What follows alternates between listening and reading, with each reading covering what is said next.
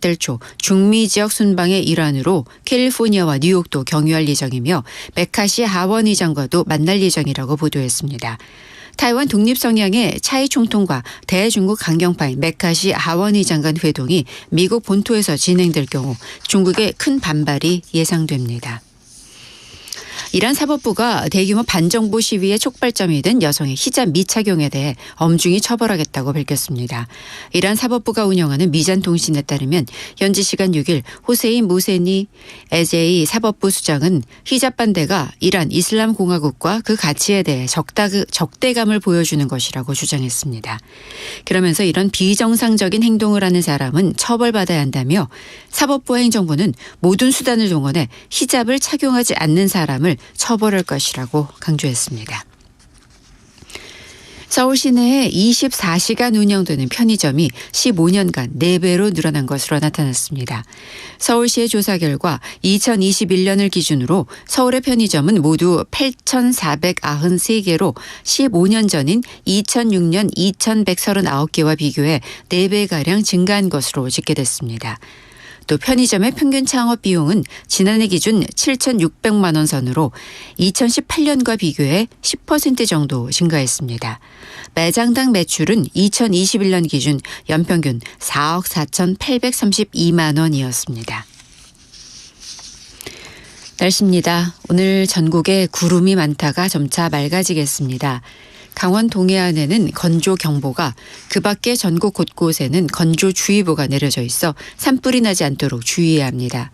또 강원 영동과 충청지방, 남부지방에는 바람이 초속 20m 안팎으로 강하게 부는 곳이 있겠습니다. 초미세먼지 농도는 수도권과 강원 영서, 세종과 충북 지역에서 나쁨 단계로 높겠습니다. 낮 최고 기온은 서울이 18도 등 전국이 13도에서 23도로 어제보다 2도에서 5도 정도 높아 오늘도 고온 현상이 계속되겠습니다. 뉴스를 마칩니다. 아나운서 백정원이었습니다. KBS.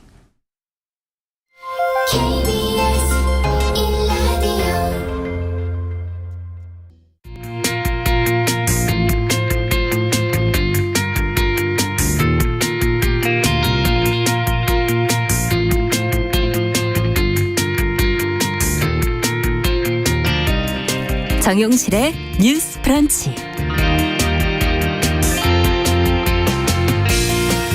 안녕하십니까, 정용실입니다. 어제 정부는 2가지 중요한 발표를 했습니다.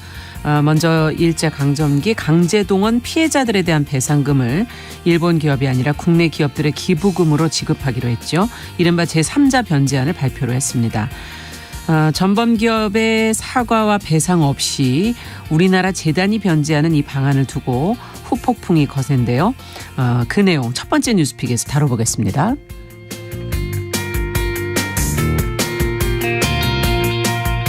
또 어제 정부는 지금의 52시간 근로시간 체계를 대대적으로 손을 봤습니다. 바쁠 때는 최대 69시간까지 일을 할 수 있게 한 것인데요. 일이 많을 때 집중적으로 일을 하고 쉴 때는 쉴 수 있게 이 노동시간을 유연하게 하자는 것입니다.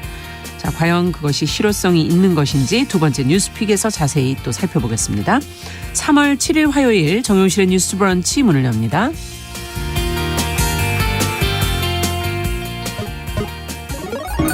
Ladies and gentlemen. 새로운 시각으로 세상을 봅니다. 정용실의 뉴스 브런치 뉴스픽. 네, 정용실의 뉴스 브런치 청취자 여러분들의 의견 항상 귀담아 듣겠습니다. 짧은 문자 50원, 긴 문자 100원이 드는 샵 9730, 또 유튜브 콩앱으로 실시간으로 계속 의견 보내주시기 바랍니다. 자, 저희는 뉴스픽으로 문을 열어보죠. 임지영 시사인 기자 어서 오십시오. 네, 안녕하세요. 네, 조성실 시사평론가 어서 오십시오. 네, 반갑습니다. 자, 오늘 첫 번째 뉴스픽 앞서 말씀드린 것처럼 이제 어제 정부 발표가 있었죠. 일제 강제징용 배상을 두고 이 국내 재단을 통한 이른바 제3자 변제안을 발표를 했습니다. 자, 피해자들이 오후에 이제 그 입장 발표가 있을 것이다라고 저희가 말씀을 드렸었는데 이제 지금 후폭풍이 거센 것 같은데요. 피해자 당사자들의 반응부터 좀 살펴볼까요, 임 기자님? 네, 어제 방송에서는 정부 해법에 대해서 소개가 됐었는데요. 네. 사실상 요약을 하면 일본 정부나 전범 기업의 사과가 없고 또 배상금도 없는 방안이라고 할 수 있습니다. 어제 강제동원 피해자 지원 단체하고 대리인단이 기자회견을 열어서 일본 사죄와 배상이 빠진 굴욕적인 합의안이라고 비판했습니다. 알려진 대로 정부의 제3자 변제 방식은 한국 정부가 한국 재단을 제3자로 지정해가지고 한국 기업으로 하여금 일본 기업의 채무를 안게 하는 방안이거든요. 이에 대해서는 한국 행정부가 일본 강제동원 가해 기업의 사법적 책임을 면책시켜주는 것이라면서 반발했습니다. 네. 또 식민 지배의 불법성과 전범 기업의 반인도적인 불법 행위에 대한 배상 책임을 인정한 2018년 대법원 판결을 사실상 무력화하는 것이라고도 비판했는데요. 네. 당시 판결을 간략하게 말씀드리면 2005년이죠. 강제동원 피해자들이 미쓰비시 중공업하고 일본제철 등 일본 기업을 상대로 소송을 냈습니다. 네. 내용은 손해배상하고 미불 임금을 청구하는 내용입니다. 이 기업이 노동 조건을 속여서 사람들을 모집하고 또 그런 현실을 깨닫게 됐을 때는 그만둘 수도 없었던 어떤 불법적인 환경에 대한 문제 제기였는데요. 네. 한국 법원은 최종적으로 강제동원 피해자들의 손을 들어줬습니다. 당시 그 사법부 결정에 대한 일본의 반발이 2019년 수출 규제로 이어지기도 했는데요. 그렇죠. 또 이번에 피해자 단체는 그 현재 일본의 사과 없이 한국 정부가 판결을 책임지겠다는 한국의 해법안에 명시적으로 긍정적인 의사를 표현하신 분들이 있는데 15명 중에서 4명에 불과하다고 말했습니다. 또 대법원 확정 판결을 받은 생전 고령 피해자 3명은 한국 정부의 해법안에 대해서 명시적으로 반대 의사를 표시하고 있다고 얘기했는데요. 네. 그중에 한 분입니다. 강제노동 판결 당사자 15명 중에 생존자 3명, 그중에 양금덕 할머니가 계신데 네. 이분은 소학교 때 돈을 벌고 이제 중학교도 보내준다는 교장 말에 속아서 미쓰비시 중공업 하게 된 거군요. 네, 항공기 제작소에서 중노동을 했는데요. 어제 그런 얘기했습니다. 윤석열 대통령이 한국 사람이요, 일본 사람이요 이렇게 물으면서 동양한 돈은 받지 않겠다고 얘기했습니다. 네. 자, 당사자 입장에서 지금 이제 화가 난 부분이 있을 텐데 어떤 부분이 가장 이렇게 화가 나신 걸까요? 네, 지금 양 기자님께서 얘기해 주신 것처럼 우리 국내에서의 소송은 2000년대에 시작이 되었지만 사실 일본 안에서 이제 실제적으로 소송을 제기하고 또 대법원 판결까지 갔던 사안입니다. 그래서 그렇게 역사를 거슬러 올라가면 90년대부터 사실 이 사안은 사법적인 논의가 계속 진행된 사안인데요. 네. 그러니까 2월 중순경에 열렸던 관련된 이제 외신 간담회에서 양금덕 할머니께서 이미 이런 상황을 예상하면서 이런 발언을 남기셨어요. 사죄만 한번 받고 죽고 싶다는 그 마음 하나로 지금까지 버티고 살고 있다. 그런데 윤석열 정부에서 추진하는 방안들은 일본의 사죄가 아니기 때문에 받아들일 수 없고 잘못한 사람이 따로 있는데 한국에 있는 여러분들에게 동양에서 돈을 받고 싶지는 않다라고 말씀하셨습니다. 네. 그래서 이 모든 이야기가 한 방향을 가리키고 있죠. 어떤 이 배상금의 문제도 물론 중요한 문제라고 생각합니다. 예. 네, 다만 배상금만으로 이 모든 것을 심지어 배상금의 명목도 아닌 것으로 해결하고자 하는 방식에 동의하지 않고 가장 중요한 것은 이것을 구걸하거나 동냥하는 방식으로 이 문제를 해결하고자 하는 것이 아니다. 일본 정부와 그리고 거기에 같이 활동했던 전범 기업으로부터의 명시적인 사과를 요구한다라고 말씀을 하셨고요. 15명 정도가 같이 소송을 시작했지만 이제 다들 작고하시고 현재 그렇죠. 3명의 생존자밖에 남아 계시지 않는 상황이거든요. 네, 이것도 참 안타까운 네, 현실인 맞습니다. 것 같아요. 네. 그래서 지금 생존자 분들의 의사가 저는 가장 중요하게 좀 받아들여져야 되는 부분이 아닌가라고 생각합니다. 네. 자, 만약에 지금 말씀해 주신 것처럼 세 분이 이제 반대를 한다면 정부 안에 동의하지 않는다면 어떻게 되는 겁니까? 이거는 절차가. 네, 지금 현재 상황 말씀드리면 아까 전에 2018년 예. 대법원 판결 말씀드렸었는데요. 당시에 법원이 배상하라고 일본 기업에 배상하라고 판결을 했는데 그걸 거부한 기업에게 법원이 이제 상표권과 특허권을 현금화하라고 결정을 했거든요. 네. 근데 일본 기업이 이에 불복해서 재항고를 한 상황입니다. 지금. 네, 법원은 그때 당시에는 이에 대한 판단을 미뤘는데요. 아무래도 외교적 교섭을 염두에 둔 결정이었던 것 같습니다. 네. 그래서 이번에 대리인단은 당시 대법원이 정부의 외교적 교섭을 이유로 판단을 미루어 왔다면 이제 교섭이 종료됐고 채권자가 교섭 결과를 거부하고 있는 상황이잖아요. 그래서 집행 절차를 통해서 채권 만족을 희망한다는 의견을 밝혀서 신속한 매각 결정 확정을 요구할 것이라고 설명했습니다. 네. 또 추가적으로 전범기업의 국내 자산에 대한 집행 절차도 진행하겠다고 밝혔는데요. 예. 새로운 압류 및 추심 명령에 따른 추심금을 청구하는 소송도 또 준비하고 있다고 합니다. 네. 그렇군요. 지금 이제 법적 절차가 지금 재항고된 것이 그냥 멈춰 있는 상태였는데 네. 이제 결정이 됐으니 이 부분을 이제 집행 네. 절차를 하겠다. 현금화해라. 예, 이런 압류 말이죠. 추심을 하겠다. 지금 네. 이제 그런 입장을 밝힌 것이군요. 자, 그렇다면은 피해자분들이 이제 정부안을 받아들이지 않게 되면 정부는 뭐 판결금을 공탁할 수도 있다. 이런 지금 예상들이 지금 보도가 나오는데 판결금을 공탁한다는 게 뭘까? 네. 여기서부터 좀 얘기를 풀어갔으면 좋겠어요. 지금 대법원 판결을 통해서 결과적으로는 전범기업들의 어떤 자산을 어떤 그렇죠. 형태의 자산이든 이제 피해자에게 배상을 하라는 거잖아요. 네. 쉽게 말하면. 그런데 이것을 받지 않겠다. 만약에 재단을 통해서 온 비용이기 때문에 이것을 받지 않겠다라고 수령 거부했을 때 네. 이것을 공탁하게 됐을 때는 법적으로 지급을 한 것처럼 이제 되는, 그래서 이런 상황으로 정부는 문제를 해결할 것으로 예상이 되고 있고요.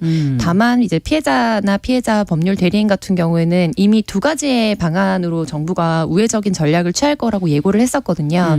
첫 번째는 이제 원고들의 합의를 얻어서 채권 포기 각서를 서명하고 이제 명시적으로 다른 명목으로 비용을 지급하는 형식이고, 네. 두 번째로는 지금 언론에서 주목받고 있는 것처럼 이제 체결 채권에 해당하는 금원을 이제 공탁을 하는 거죠. 예. 그래서 공적으로 사실은 어떤 어디에 맡겨놓는 네, 거군요. 그런 형태로서 원고들이 진행하는 사건에 대해서 채권이 이미 지급됐기 때문에 소멸됐다라고 주장을 이제 하는 방안인데, 네. 이런 것과 관련돼서는 사실 이제 공탁을 하게 되면 결과적으로 이게 변제 절차를 밟게 되는 것에 상응한다라고 해석을 하는 법률인들도 있고, 다만 이제 여기 관련해서 법률 대리인의 경우에는 이제 거부 절차를 밟겠다라고 명시적으로 입장을 밝혔고요. 네. 여기에 아주 강경하게 반대하고 계시는 원고들이 계시기 때문에 그분들을 중심으로 해서 추가적인 소를 제기해서 계속적으로 이것에 관련해서 가능한 방안들을 모두 다 동원해서 이제 진행을 하겠다라는 입장입니다. 그러니까 양쪽이 결국은 정부와 이 피해자 측하고 모두 지금 법적으로 계속 공방을 이어갈 가능성이 있다, 이렇게 봐야 되는 네, 거겠네요. 그렇죠. 법리적으로 이제 이것을 어떻게 해석할 것이냐. 것인가의 논의를 가지고, 그러면 또다시 이어지는 대법원 판결이 굉장히 귀추가 주목되겠습니다. 네. 지금 이 와중에 일본 정부는 어떤 반응을 내놨는가, 이게 사실은 정작 중요한 거 아닐까 하는 생각도 좀 들고요. 네. 한국이 이렇게 논란인데 반해서는 일본 정부는 좀 덤덤한 반응이고요. 예. 요약하면 6분짜리 회견으로 이제 얘기할 수 있을 것 같아요. 어제 하야시 요시마사 일본 외무장관이 회견했는데요. 네. 그동안 일본은 1965년 그 한일 청구권 협정 당시에 5억 달러를 제공한 걸 두고서 이제 배상 문제 해결됐다는 입장이었거든요. 네. 이번 조치에 대해서는 한일 관계를 건전한 관계로 돌리기 위한 것으로 평가한다고 그렇게 밝혔습니다. 그리고 또 역대 일본 내각의 역사인식을 계승한다는 입장을 공식 발표하기도 했는데요. 이 그 역대 내각의 역사인식이라고 하는 것은 네. 1998년 10월이죠. 그때 김대중 오부치 공동선언을 포함하는 말이거든요. 네. 당시 김대중 대통령하고 오부치 게이조 일본 총리가 공동선언을 발표했는데요. 그때 이런 표현이 등장했습니다. 일본의 과거 식민지 지배에 대해서 통절한 반성과 진심 어린 사죄, 이런 얘기를 했거든요. 예. 그러니까 한국 식민지 경험에 대해서 일본이 한 첫 사과였습니다. 그렇죠. 근데 그걸 계승한다면서 반성하고 사죄 이런 단어는 없었거든요, 이번에는. 그래서 피해자 단체나 피해자들은 가해자가 사죄라고 하지 않는 것을 피해자에게 사죄로 생각하라고 말해서는 안 된다고 지적하기도 했습니다. 네. 또 일본 전문가들도 굉장히 놀란 반응이에요. 이렇게까지 양보할 수 있다니 한국 정부가 전반적으로 이런 분위기 있고요. 또 언론 보도 통해서 보면은 일본 내 지한파 학자로 불리는 기미야 다다시 도쿄대 교수도 예. 한국 쪽에서 크게 양보했다고 볼 수밖에 없는 그런 결과라고 보고 있습니다. 보통 네. 이제 외교적 결정에서 이렇게 명확하게 한쪽으로 쏠린 입장이 나오기는 좀 어렵잖아요. 사실 쉽지가 않죠. 네, 득실을 네. 따지기 마련인데 이번엔 확실히 일본의 유리한 결정이었다고 일본도 한국도 생각하고 있는 것 같습니다. 네. 지금 청취자 박명님께서 이러다가 정말 수많은 피해자 중에 지금 단 한 분도 제대로 된 진심 어린 사과를 받지 못하고 눈을 감으실까 봐 안타깝다. 지금 이제 워낙 고령이시기 때문에 이런 생각이 드실 것 같고 평생의 소원이실 텐데 이제 정말 시간이 얼마 안 남은 거 아닌가 하는 우려의 말씀도 적어주셨습니다. 자, 지금 이 내용과 더불어서 미래발전 명목의 공동기금을 조성을 한다는 게 같이 보도가 나와서 이거는 또 뭘까 이제 여러 가지 지금 궁금한 부분이 있습니다. 여기에 일본 기업이 참여할 가능성이 과연 그럼 있는 거냐 뭐 한일 공동으로 뭐 마련해 보겠다고 하는데 그 내용도 좀 들여다볼까요? 네, 핵심을 요약하자면 일본 기업의 참여 가능성은 사실 재량과 선의에 맡겨야 되는 상황으로 보이고요. 네. 그리고 무엇보다 지난 이제 관련된 기존의 내각의 이제 기조를 잇는다라는 것도 사실 이런 강제 동원과 직결해서 명시적으로 사과를 한 것이 아니기 때문에 받아들일 수 없고 그 의미를 정말 진정성을 받아들일 수 없다라고 강조를 했었는데 이번 사안과 관련해서도 이번에 강제징용과 관련된 소송과 그 후속 절차를 밟는 데 있어서 네. 미래기금 이야기는 사실 논점과는 전혀 다른 이야기거든요. 네. 물론 뭐 청년과 미래를 위해서 일정 부분 기금과 뭐 장학금 등을 조성하는 것이 그 자체로 의미는 있겠습니다만 이번 사안의 해결 방안을 발표하면서 이런 기금을 그것도 의무나 어떤 배상금의 형태가 아니라 그냥 재량에 맡겨서 사실상 우리 정부와 우리 기업이 주도하는 형태로서 이제 진행을 하겠다고 하는 것은 결과적으로 이 사안의 핵심 쟁점을 흐리고 또 본질적으로 그렇기 때문에 이제 많은 부분 포기하라라고 암묵적인 압박을 하고 있다는 차원에서 그런 가치평가에 대한 뭐 이야기가 분분한 상황입니다. 네.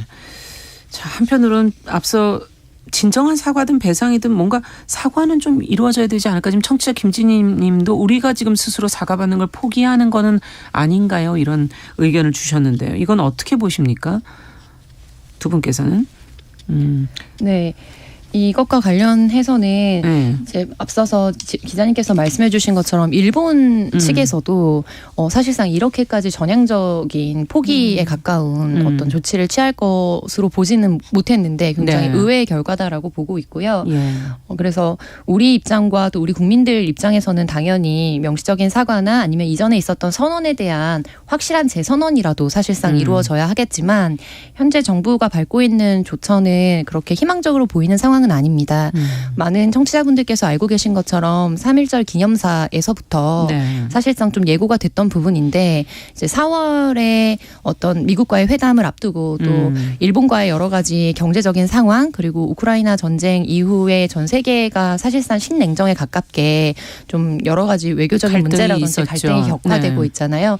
이런 상황에서 이번 정부가 확실하게 한미일 어떤 동맹 기조를 취하고 실용적인 외교 노선을 통해서 정부의 성과와 좀 안보나 이런 데 주안점을 두겠다는 것을 확고히 하고 있는 만큼 많은 국민분들께서 기대하고 계시는 이제 사과 조치를 요구하는 것은 굉장히 어려워 보이는 상황입니다. 네. 지금 3.1절 기념식 얘기를 해 주셨는데 일본을 그때 이제 파트너로 언급도 네. 했었고 그런지 지금 한 닷새 정도 지나서 나온 해법이다라는 생각에서도 연결고리가 있지 않을까 하는 생각도 드는 그리고 건데요. 결정적으로 이제 지난 역사에서 보았듯이 전 국제적인 정세에 이제 부응하지 못했을 때 이제 위험에 처하게 될 것이다라는 발언, 기조의 발언을 했잖아요. 네. 그런 것이 현재의 상황과 맞물려서 우리 지금 현재 대한민국이 어떤 외교적 기조를 가져야 할 것인가에 대한 철학, 이런 윤석열 정부의 철학과 기조가 사실은 좀 어떤 분들께는 굉장히 충격적으로 받아들였던 이제 기념사였지만 저변에 깔려 있었던 것이 아닌가라고 추측됩니다. 자, 그렇다면은 우리 정부가 왜 이런 해법을 제시했을지 지금 이제 뭐 추측을 한다는 얘기를 해주셨지만 한미일 동맹 얘기도 잠시 해주셨지만 어떻게 분석하고 계십니까, 두 분께서? 윤석열 대통령은 이제 후보 시절에도 대선 후보 시절에도 경직된 한일 관계를 언급하면서 전 정부 비판을 많이 했거든요. 네. 그리고 당선이 되면 한일 관계 개선에 힘쓰겠다고 강조를 했고요. 예. 올해 초에도 이제 일본 기업에 대한 현금화 문제만 해결되면 양국 정상 상호 방문을 다시 할 수 있다 뭐 이런 얘기를 하기도 했는데요. 네. 그 한일 관계 개선의 시작이 강제동원 배상 판결이다 이런 얘기를 여러 차례 했습니다. 말씀하셨다시피 미국을 의식한 조치로 가장 먼저 보이고요. 미국은 지금 중국, 러시아, 북한에 맞서서 또 한미일 협력을 이렇게 중요하게 보고 있는데요. 네. 이를 위해서 이제 한일 관계 개선이 필수적이고 그래서 이번 조치도 굉장히 미국이 환영하고 있습니다. 네.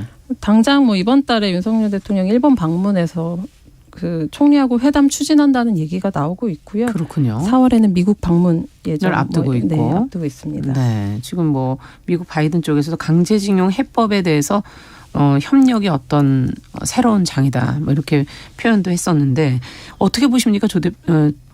조성식 평론가께서는? 네, 이런 지금 국제적인 정세라든지 국내의 정치 상황이 또 이제 시민사회나 이런 데도 굉장히 후폭풍을 좀 일으킬 것이라고 보거든요. 많은 언론이나 또 인터넷에서 많은 분들이 이야기하고 계신 것처럼 네. 결과적으로 한일 관계 문제나 역사적 청산의 문제는 또 우리의 여야를 중심으로 해서 가장 핵심적으로 극과 극으로 갈리게 되는 그렇죠. 사안이거든요. 네. 네, 그래서 이런 부분에 있어서 어떤 다른 부분의 정치적인 어떤 이야기들까지도 원래 지금 경색 국면이었지만 계속해서 서로를 이제 원색적으로 좀 비난하면서 이제 국회나 또 그리고 시민사회나 이렇게까지 파장이 좀 예상되는 상황이어서 그런 부분에 대해서 좀 우려스럽게 보고 있습니다. 네. 얼마나 갈까요? 얼마나 계속될까요? 이런 게? 근데 이게 싸움이 길었었잖아요. 네. 예. 그런 면에서 이번 결정이 굉장히 허탈한 측면이 있는데요. 강제동원 피해자들이 여럿이고 생각이 조금씩 다르긴 하지만 공통적으로 최소한의 요구가 사과였거든요. 배상도 배상이지만 사과가 가장 중요했는데 어쨌든 그 사과도 없고 게다가 그 돈을 지불하는 배상금을 지불하는 주체에 일본 기업이 들어있지도 않고 그러니까 결국엔 책임자에게 아무것도 받아내지 못한 결과잖아요. 네. 근데 2015년에 위안부 합의도 굉장히 비판받았었는데 그때 그래도 일본 정부가 책임을 인정했었거든요. 그때보다도 후퇴한 그 결정입니다. 네. 그래서 이제 시민사회가 분노하고 있는데요. 뭐 한일 역사 정의 평화행동 단체 뭐 610여 개 시민단체가 소속된 곳인데요.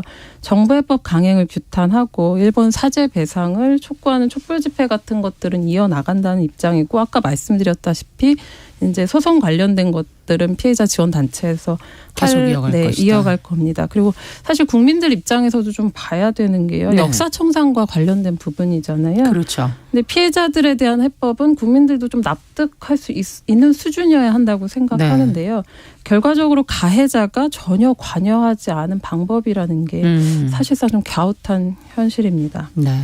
지금 유튜브에서 수정님께서 피해자 우선으로 문제가 좀 해결되는 게 타당하지 않을까요? 라는 의견을 또 주셨습니다. 자, 오늘 첫 번째 강제징용 배상 제3자 변제 문제 저희가 첫 번째 뉴스로 다뤄봤고 두 번째로 좀 가보겠습니다. 자, 어제 정부가 근로시간 제도 개편안을 또 중요한 내용이 좀 발표가 됐습니다. 지금 주 52시간제인데 최대 바쁠 경우 69시간까지 일을 할 수가 있다.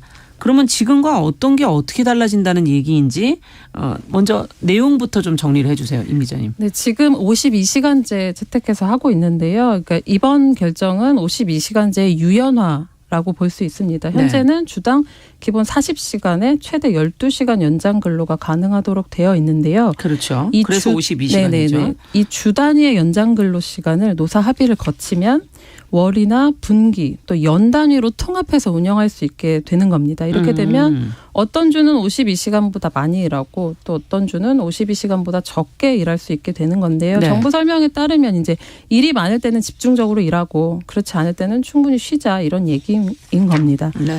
이 방안에 따르면 한 주에 최대 69시간까지 일하는 게 가능해진다는 건데요. 네. 이 장시간 노동이잖아요.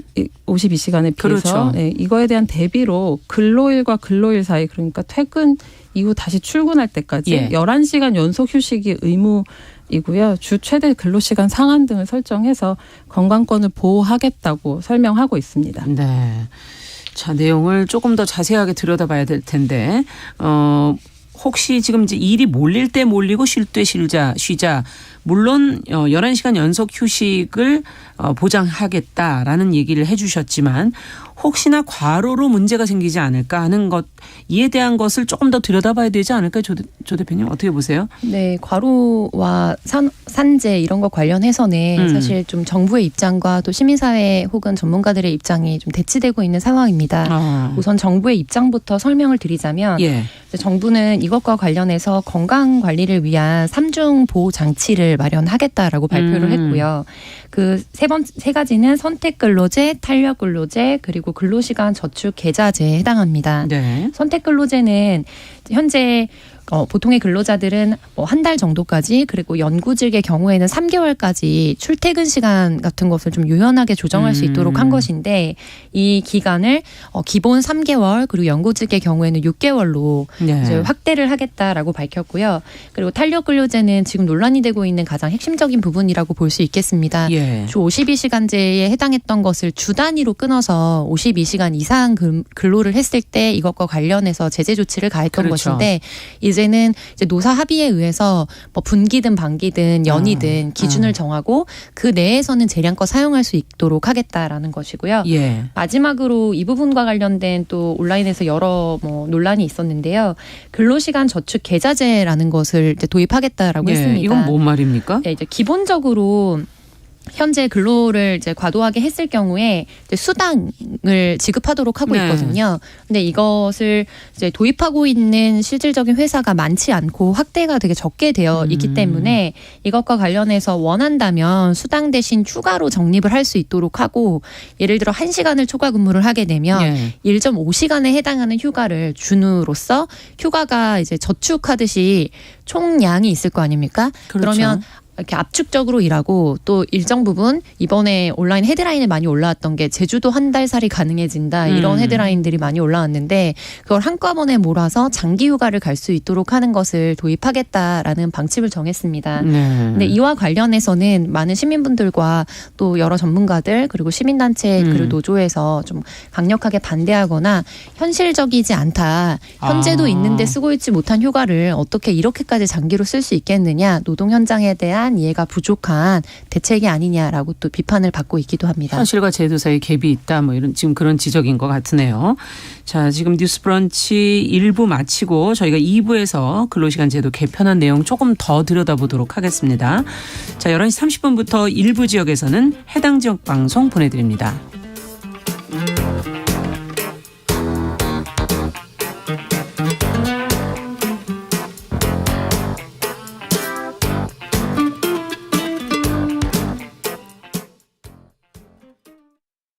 지금 시각은 11시 30분입니다. KBS. 여러분은 지금 KBS 1라디오 정용실의 뉴스 브런치와 함께하고 계십니다. 네, 두 번째 뉴스로 저희가 근로시간 제도 개편한 내용 지금 살펴보고 있습니다.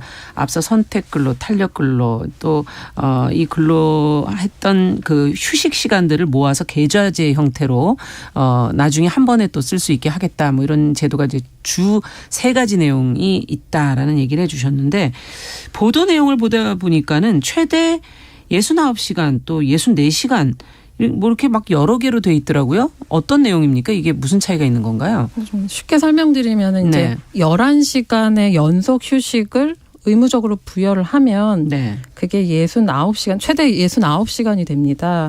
한 주에. 근데 휴식이 없고, 이게 11시간 휴식이 없고 주 64시간을 상한으로 두는 방안도 가능한 겁니다. 아, 그럼 이게 둘 중에 선택할 수 있다, 이 얘기인가요? 네, 그렇죠. 그러니까 만약 69시간을 예로 들면은요.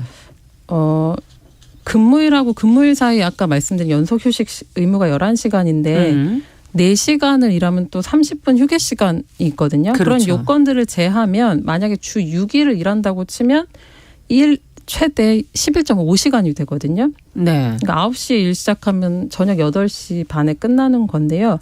근데 이게 6일 근무로 이제 계산을 했을 때 그런 거고 사실상 7일 일한다고 할 수도 있거든요. 그렇게 되면 80.5시간이 되는 거예요. 그래서 69시간이 최대라고 하지만 사실상 약간 어폐가 있지 않나 싶기도 하고요. 예. 무엇보다 문제인 건 이 64시간인데요. 64시간은 그 중간 휴게 시간이 보장이 안 되어 있기 때문에 그러니까 일주일에 64시간만 맞추면 됩니다. 그러니까 24시간씩 이틀 연속 일을 하고 네. 나머지 닷새 동안에 나머지 16시간을 나눠서 일해도 괜찮은 거거든요. 근데 당초 정부는 이제 노동자 건강권 보호를 위해서 11시간 연속 휴식 보장 의무를 준다고 그랬잖아요. 네, 유력하게 검토를 했는데요. 경영계 입장 받아들여서 노사 선택 사항으로 돌렸습니다. 어떤 사업장은 뭐 특정 주에 갑자기 야근이 많아질 수도 있잖아요. 그래서 그런 부분을 고려해서 선택권을 확대했다는 게 그 설명입니다. 네, 지금 청취자분들께서 의견을 지금 막 올려주고 계시는데 박상우님께서는 연차 내는 것도 지금 눈치 보여 있는 연차도 못 쓴다. 장기 휴가 떠나면 남은 사람이 그 일을 해야 한다. 지금 그래서 장시간 일할 것이 자명해 보인다. 더 힘들게. 지금 그렇게 의견을 주셨고 0527번님께서는 30명 이하의 중소기업 현장직으로 오래 근무를 해오셨는데 연차 이틀 붙여 쓰는 거 꿈도 못 꾼다. 지금 굉장히 분노하신 것 같아요. 청취자 백정민님께서는 연차가 있어도 동료한테 미안해서 지금 쓰지를 못하는데 한 달 살이라니요. 네, 노동 현실 모르는 사람들끼리 모여서 내놓은 아닌가요? 지금 현실에서는 지금 일단 휴가를 쓸 수 있어도 쓸 수가 없다. 동료한테 미안해서 이런 얘기들을 지금 주로 많이 하고 계신데 지금 이 52시간제 개편 이유부터 먼저 좀 살펴볼까요? 어떤 이유에서 개편을 하게 된 걸까요? 네, 공식적인 이제 입장은 기업하고 근로자의 근로시간 선택권을 그동안 주 52시간제가 제약해 왔다는 건데요. 또 뭐 날로 다양화되고 고도화되는 노사 수요를 담아내지 못한다는 설명입니다. 네. 주 52시간제 틀에 갇혀서 일이 많을 때는 집중적으로 일을 하고 또 일 적을 때 충분히 쉬는데 한계가 있었다는 거고요.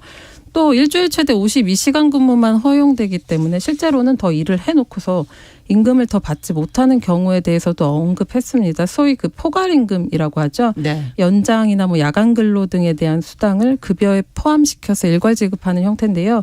이 약정 방식을 남용해서 장시간 근로와 공짜 야근을 야기했다. 뭐 이런 얘기들입니다. 네. 자, 지금 앞서도 있을 수 없다. 한 달 살이.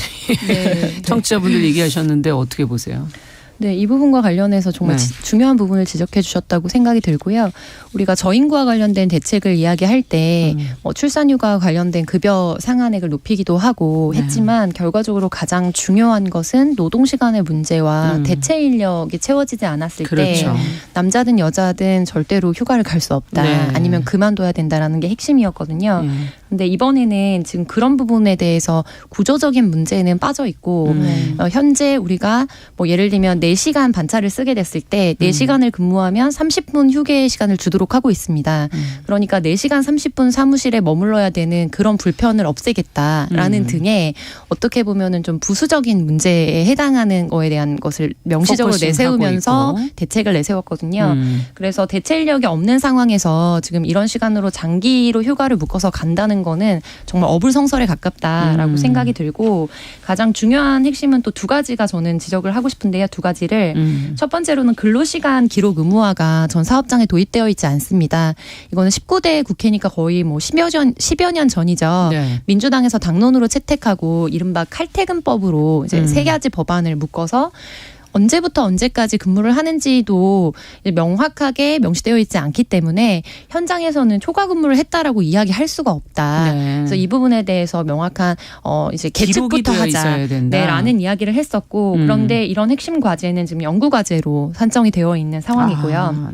두 번째로는 아무리 이렇게 한다고 해도 주 11시간 연속해서 일 11시간에 이제 그 휴게 시간을 확보하는 것 이것도 관리 감독을 하지 않으면서 결과적으로 지금 정부가 지적하고 있는 여러 가지 현장에서의 병폐는 관리 감독 문제로 일정 부분 해결이 될 수 있었던 부분이거든요. 근데 그것은 선결 과제로 해결하지 않고 이제 그 추가적인 어떤 노동 현장의 유연성을 강화하겠다라고만 이야기한다면 이건 절대로 해결될 수 없는 과제다라는 비판이 잇따르고 있습니다. 구조적인 문제를 들여다봐야 되고 기록 의무화 같은 기본적인 것이 돼야 되고 관리 감독 그럼 똑바로 하고 있느냐까지도 지금 언급이 돼야 된다라는 얘기해 주셨는데 임 기자님께서도 마지막으로 어떤 대안이 좀 더 필요하다고 보십니까? 네, 아까 말씀드린 것처럼 이제 철야 근무 같은 것들도 문제가 되지 않는 건데요. 주 52시간제 도입 당시를 좀 생각해 보면 그때도 굉장히 반발이 많이 있었습니다. 근데 OECD 최고 수준 노동 시간이잖아요, 우리가. 그렇죠. 네, 그때 당시에도 건강권을 회복하고 워라밸 말하자면 일과 삶의 균형을 이루기 위해서 52시간이 건강하게 일할 수 있는 최소 기준이라고 설득을 했던 거거든요. 네. 여전히 OECD 회원국 가운데 이제 4번째로 멕시코, 코스타리카, 칠레 다음으로 저희가 노동 시간이 많은데요. 뭐 스타트업이나 업계나 뭐 게임 업계 같은 단시간에 이제 개발 업무를 해야 되는 곳은 지금 반기고 있는 사실이지만 사실 이쪽 업계에서 과로 사망 이슈나 이런 것들이 많이 있었던 것도 사실이거든요. 그렇죠. 근데 이제 자리가 잡혀가고 있는데 또다시 이제 혼란이 오니까. 일 것으로 만약에 법안이 통과된다면 개정안이 통과된다면 그렇게 예상이 되는 부분이 좀 우려스럽습니다. 네. 지금 법은 아직 조금 예측하기는 어렵죠. 법 통과에 네, 대해서는 저희가 또 추후에 후에 이 관련된 부분이 변화되는 게 있으면 또 살펴보도록 하겠습니다. 월요 뉴스픽 임지영 시사인 기자 그리고 조성실 시사평론가 두 분과 함께했습니다. 말씀 잘 들었습니다. 감사합니다. 감사합니다.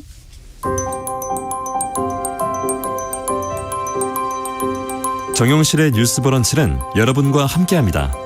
짧은 문자 50원, 긴 문자 100원이들은 샵 9730, 무료인 콩 어플과 일라디오 유튜브를 통해 참여해주세요.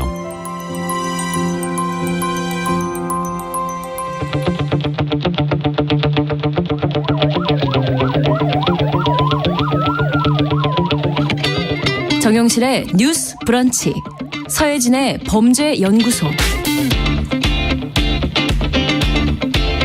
우리 사회에서 벌어지는 범죄를 통해서 세상의 이면을 살펴보는 시간입니다. 더 나은 사회로 가기 위한 연구가 있는 시간이죠. 서혜진의 범죄연구소 서혜진 변호사 어서 오십시오. 네, 안녕하세요. 자, 오늘은 어떤 범죄를 좀 살펴볼까요? 오늘은 레깅스 판결입니다.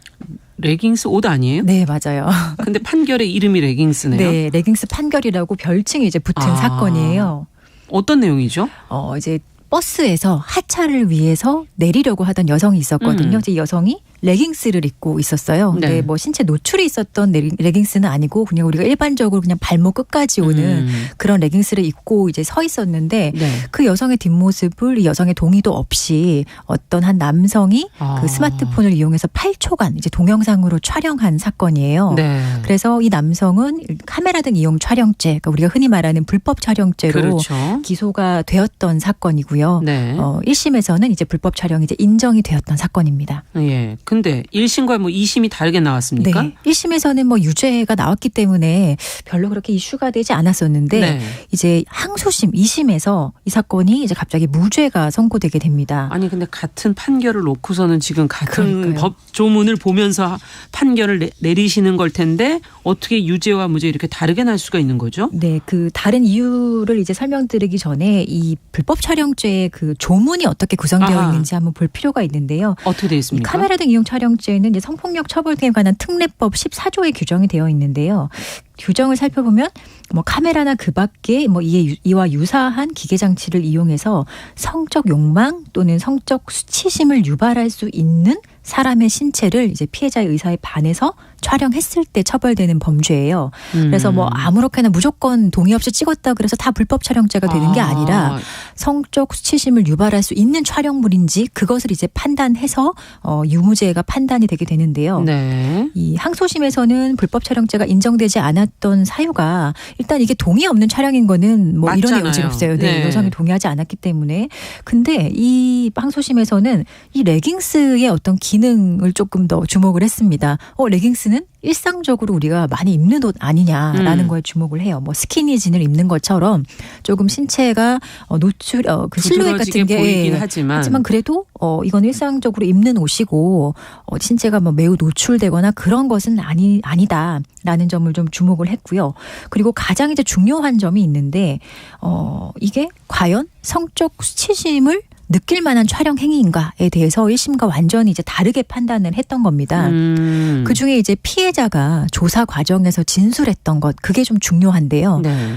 보통 이 조문에 성적 수치심을 유발할 수 있는 촬영이기 때문에 실제 이런 사건에 있어서 수사 과정에서 경찰이나 이제 검찰에서 질문을 해요. 그 피해자한테 그래서 그 성적 수치심을 느끼셨나요? 라는 질문을 많이 하거든요. 근데 이런 질문에 이 피해 여성은 아니요. 그냥 기분이 들었어요라고 답을 합니다. 네. 그래서 이 항소심 재판부는 여기에 되게 집중을 합니다. 피해자가 수치심 느끼지 않았다고 했다. 아니라고 대답을 했다고. 그냥 기분이 더러웠다고 하지 않느냐. 네. 이거는 피해자가 성적 수치심을 느낄 정도의 그런 상황은 아니었던 걸로 보인다라고 해서 이제 결국에는 불법 촬영죄 어떤 구성 요건 자체에 해당하지 않는다라고 봐서 무죄가 선고되게 됐던 겁니다.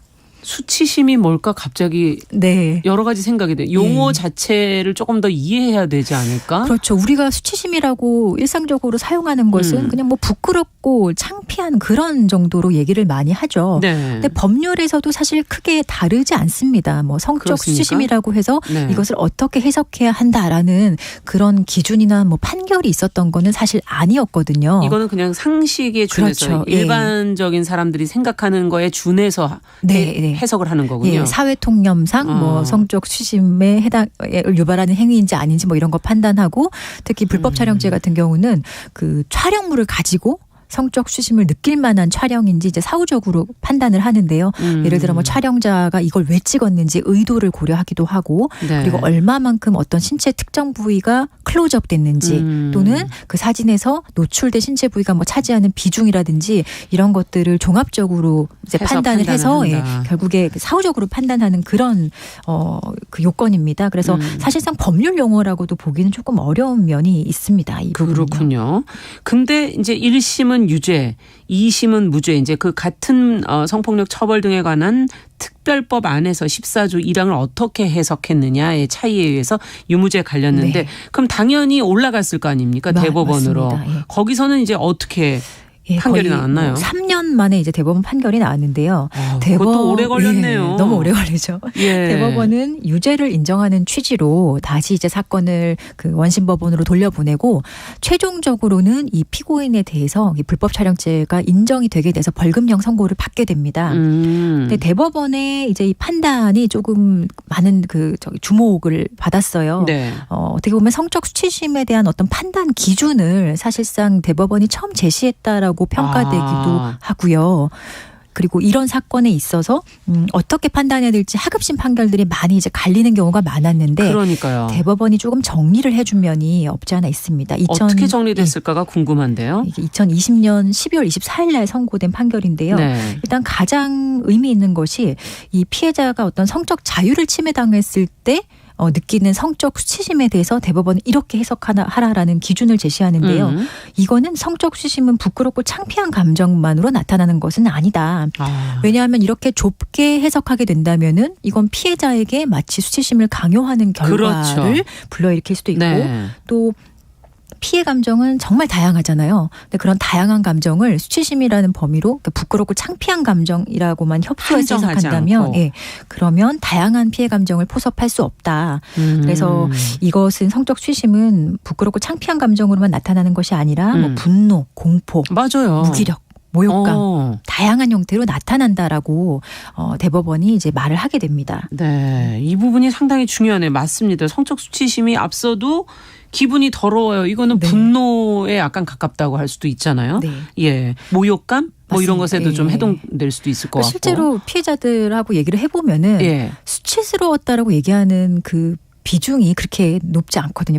그런 수치스러움을 느꼈다는 피해자가 점점 이제 젊은 세대로 갈수록 많이 사라지고 그렇죠. 있어요. 사실 뭐 어떤 분들은 짜증나는 분도 있을 거고요. 맞아요. 어떤 분들은 한 대 때리고 싶은 막 분노를 느끼셨을 분도 계시고 또 어떤 분들은 너무 무섭고 도망가고 싶기도 했을 것이고 공포일 수도 그렇죠. 있고. 100명의 피해자가 있다면 100개의 감정이 있는 것이기 때문에 우리가 한 가지의 감정으로 이렇게 국한해서 해석하는 것은 사실 상당히 좀 잘못된 방식인 거죠. 네. 그런 면에서는 이 대법원이 피해 감정을 다양하게 하겠다라는 취지의 그 판단은 사실 매우 의미 있는 판단이었다고 생각을 합니다. 네. 그렇죠. 감정이라는 것을 표현하는 방식 그리고 느끼는 것이 조금씩 다 차이가 있을 수 있기 때문에 그것을 다 다양한 형태로 나타날 수 있다라는 걸 인정해 줬다는 거군요. 네. 그러니까 성적 수치심이라는 이 감정 자체를 사회 통념에 맞춰서 좁게 해석하던 것에서 조금은 넓게 해석한 것이다. 이렇게 볼 수도 있는 겁니까? 예. 성적 수치심의 범위를 조금 더 이제 확장해서 해석했다라고 평가할 수 있는데요.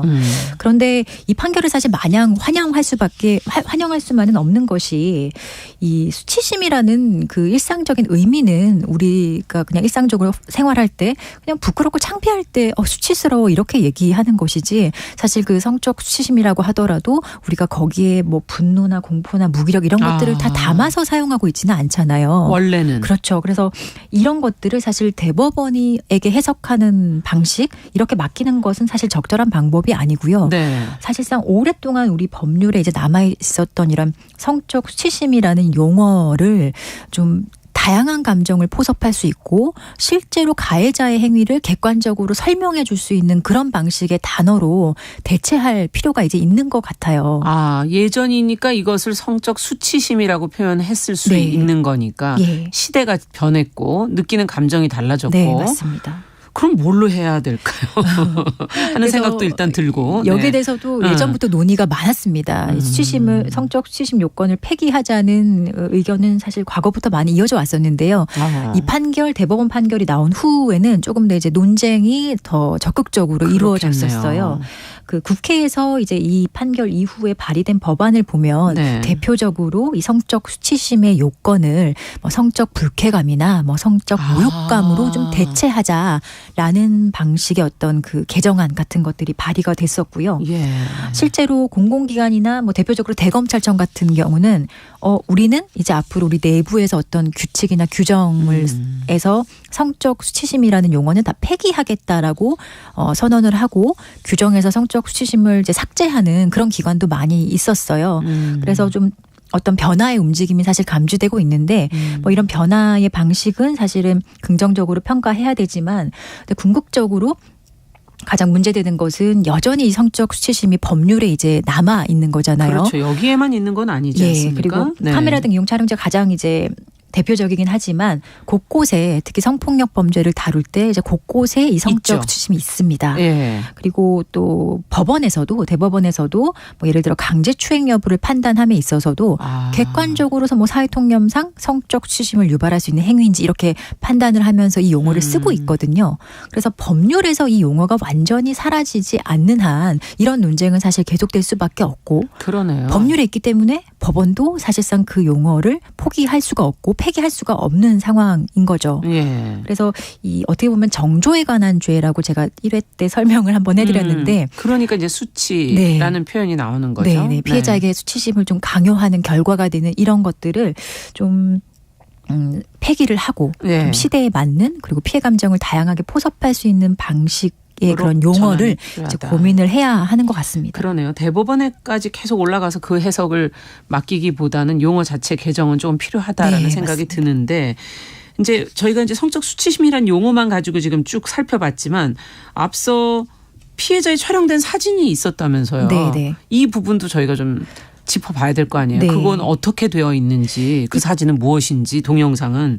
네. 이 판결에서 사실 그 좀 이례적이긴 한데요. 그 당시에도 문제가 됐었는데 이 무죄 판결을 하면서 판결문에 그 피해자가 이제 촬영된 그 불법 촬영된 그 사진들이 많이 그 첨부가 됐었어요. 판결문에. 네. 판결문에. 네. 근데 사실 조금 당시에 사실 저희가 판결문을 볼 때도 이렇게 뭐 사진이 첨부되는 경우가 그렇게 흔하지 적이 별로 않거든요. 없는데요. 네. 네. 그래서 이게 사실 이게 말이 되는 상황인가? 피해자 입장에서는 불법 촬영을 당한 그 상황에서 어떤 국가의 공권력의 발동을 촉구했는데 결국에 공식적으로 이 판결문에 자신의 피해 사진이 이제 그대로 남겨지게 된 거잖아요. 그러네요. 그리고 판결문이라는 곳은 사실 뭐 열람 제한이 되기도 하지만 공개가 원칙이기 때문에 그렇죠. 외부에서도 사실 볼 수 있는 상황이잖아요. 그것을 통해서 또 사회에 주는 함의가 또 있지 않습니까? 그래서 이게 물론 형사재판은 피고인이 받는 재판이긴 합니다. 피해자가 받는 재판은 아니지만 사실 이 재판부나 이런 판결문에 피해자의 그 피해 사진을 첨부했다는 것은 이 사건에서 가장 중요한 사람 범죄 피해자가 있었다는 사실을 완전히 이제 재판부가 간과한 것 아닌가 좀 비판을 받아야 될 부분이라고 보여지죠. 네. 자, 그렇다면 대법원 판결의 의미를 좀 정리를 해볼까요, 그래도? 네, 일단 아까 제가 말씀드렸다시피 이제 성적 수치심을 어떻게 바라볼 것인지 그리고 그 과정에서 피해자의 다양한 감정을 놓치지 않고 법원이 바라봐야 한다는 점에서는 상당히 이제 의미 있는 판결입니다. 그리고 또 하나 의미 있는 지점이 있는데요. 누구나 자기 의사에 반해서 무단으로 성적 대상화가 되지 않을 자유가 있다는 점을 좀 분명하게 했어요. 법원이 이렇게 얘기를 하거든요. 피해자가 자신의 개성을 표현하거나 편의를 위해서 공개된 장소에서 뭐 나의 의사에 따라서 드러낸 어떤 신체 부분이라고 하더라도 이런 것을 본인의 뜻에 반해서 함부로 촬영당했다면 이건 성적 수치심이 될 가능성이 있다. 이렇게 판단을 한 거예요. 네. 그러면 뭐 어떤 상황에서라도 나의 동의 없는 그 성적 그렇죠. 대상화 되지 않아야 한다는 점에 대해서는 분명히 했고 또 가장 중요한 점이 이제 피해 감정을 다양하게 바라봐야 한다라는 네. 것. 이거를 좀 명확하게 했다는 점에 있어서는 의미 있는 판결이라고 것이다. 평가할 수 있습니다. 네. 그러니까 자기 의사에 반해서 누군가가 나를 성적 대상화 하지 못하게 할 자유가 있다. 그리고 또 피해 감정을 성적 수치심으로 너무 한정해서 정의하지 않고 그것을 다양하게 좀 바라봤다라는 얘기를 해주셨어요. 지난주에 저희가 범죄연구소에서 다뤘던 비동의 간음죄도 어찌 본다면 좀 연결선상에 있는 것 같긴 해요. 그 이제 비동의 간음죄의 가장의 문제점이 그 기존에 우리가 강간이나 성폭력을 처벌하는 그 판단 기준이 폭행과 협박이 있어야지만 성폭력이 그렇죠. 되는 것이고 상대방의 동의는 별로 중요하게 생각하지 않는다. 근데 그게 이제 법률이 성폭력 범죄를 바라보는 방식이었잖아요. 시각이죠. 네. 네. 그리고 과거에 이제 형법이 제정되었을 때부터 거의 90년대 중반까지 성폭력 범죄를 왜 처벌하는가라고 묻는다면 법률의 대답은 이건 뭐 피해자의 뭐 성적 자기결정권이나 뭐 신체 안전 이런 건 네. 상관없이 피해자의 정조를 침해했기 때문에 처벌하는 범죄로 이제 바라봤던 거죠. 그리고 이런 정조에 관한 죄가 이제 연결되는 지점이 피해자가 수치스러워야 하는 건 정조를 그렇죠. 잃은 책임이 있는 피해자가 느껴야 하는 감정을 성적 수치심이라는 범위로 매우 이제 좁게 해석을 했고 피해자가 수치심을 느껴야만 성립하는 범죄로 우리가 다루었던 거거든요. 그래서 이런 것들은 결국에는 다양한 피해자의 어떤 피해 감정을 포섭하고 있지 못해요. 맞아요. 그리고 실제로 저희도 실무에서 일을 하다 보면 피해자들은 수치심을 느끼지 않았는데도 그냥 사건의 편의를 위해서 수치심 느낀 거 맞아요라고 거짓말을 하게 되는 경우도 있습니다. 예. 근데 이게 과연 올바른 방식인가라고 묻는다면 법의 변화가 필요한 부분이겠죠. 그래서 이런 성범죄는 사실 더 이상 수치스러운 범죄가 아니고요. 그리고 피해자가 반드시 느껴야 할 감정이 수치심이 아니기 때문에 이제는 이런 것에 대해서도 우리가 조금 더 변화가 필요하고 좀 더 생각해 봐야 할 시점이 아닌가 싶습니다. 끝으로 이게 뭐 노출된 상태가 아니더라도 누군가가 동의 없이 촬영하면 이것도 범죄가 됩니까? 모든 것이 다 범죄가 되는 것은 아닙니다. 동의 없는 촬영이라 그래서 제가 모든 게 다 되는 건 아니에요? 제가 지금 지나가다 아무나 찍는다 그래서 그게 다 불법 촬영죄가 되는 것은 아니고요. 결국에는 그 촬영물을 가지고 판단을 합니다. 촬영물의 내용에. 네. 여전히 대법원이 이렇게 판결을 했더라도 법률은 개정되지 않고 그대로 남아있기 때문에 이 촬영물이 과연 성적 욕망 또는 수치심을 불러일으키는 촬영물인지 사후적으로 판단을 하거든요. 예. 그런 과정을 거쳐야지 이게 범죄가 되느냐 안 되느냐에 대한 최종적인 판단이 나오는 것이기 때문에 모든 상황에서 그냥 동의 없는 촬영이라고 다 범죄가 되는 것은 여전히 아닙니다. 그렇군요. 어쨌든 촬영하시는 분들 요즘에 너무 많기 때문에 좀 주의도 필요한 거 아니에요? 네. 그리고 어린 친구들 같은 경우도 또 너무 일찍 이른 나이에 스마트폰이 이제 익숙해지다 보니까 그렇죠. 사실 이런 부분에 있어서는 상대방의 의사나 동의가 매우 중요하다는 그런 교육도 좀 매우 좀 필요하지 않을까 싶습니다. 네. 자, 오늘 서혜진 변호사와 함께 범죄연구소 저희가 특히 레깅스 판결에 대해서 저희가 살펴봤고요. 이 안에서 카메라 이용 촬영죄에 대한 내용도 짚어봤습니다. 끝으로 하실 말씀이 더 있을까요? 네, 끝으로 특별히 할 말씀은 없고요. 네, 이 불법 촬영이나 이런 것들에 대해서 피해자들의 어떤 피해 감정이 저는 좀 다양하게 있을 수 있다라는 점을 우리가 좀 놓치지 않고 바라봐야 하지 않을까라는 생각이 듭니다. 네, 법적인 용어 개선도 조금 필요할 것 같고요. 자, 정용실의 뉴스 브런치 서혜진 변호사와 함께한 서혜진의 범죄연구소 여기서 인사드리도록 하겠습니다. 오늘 말씀 잘 들었습니다. 네, 감사합니다. 자, 정용실의 뉴스 브런치 이제 화요일 순서 마칠 시간인데요. 내일이 3월 8일 세계 여성의 날입니다. 그래서 여성의 날을 맞아서 KBS 일라디오에서는 3일 동안 특별기획 3부작을 준비를 했습니다. 115주년 여성의 날 여전히 빵과 장미를 외치다라는 제목으로 준비를 했는데요. 저는 8일 수요일부터 10일 금요일까지 오전 11시 5분에 특별기획 3부작으로 알찬 내용으로 준비를 했습니다. 여러분들 계속 또 찾아뵙겠습니다. 기대해 주셔도 좋을 것 같습니다. 자, 정용실의 뉴스 브런치 화요일 순서는 여기서 인사드리죠. 아나운서 정용실이었습니다. 감사합니다.